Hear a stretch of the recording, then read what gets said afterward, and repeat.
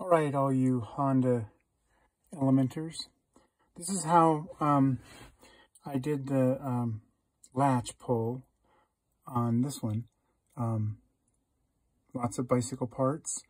So we start off with the latch. I'm using a shift cable.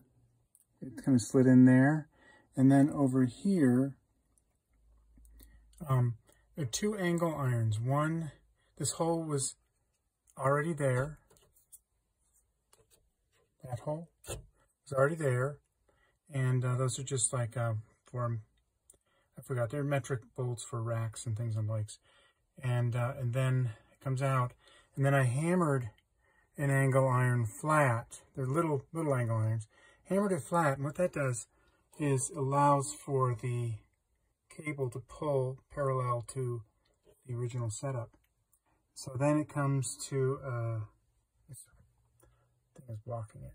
It comes, you can see it. This is aggravating.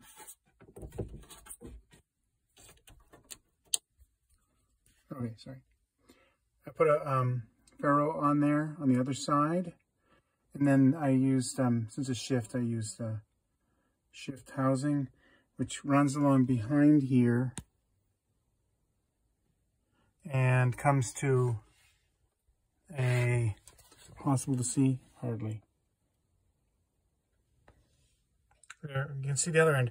That is the one end of a noodle.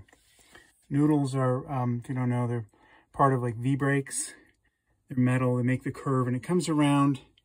And then on the other side of this red nut, which is actually one of these fancy aluminum valve covers with a hole drilled in the end, like a Schrader valve cover. On the other side is a Presta to Schrader adapter that you know, matches the same threads as this. And there's washers on each side, and so we just use needle nose on the other side to grab the grip there, and then use, I think it's a 10 on this side.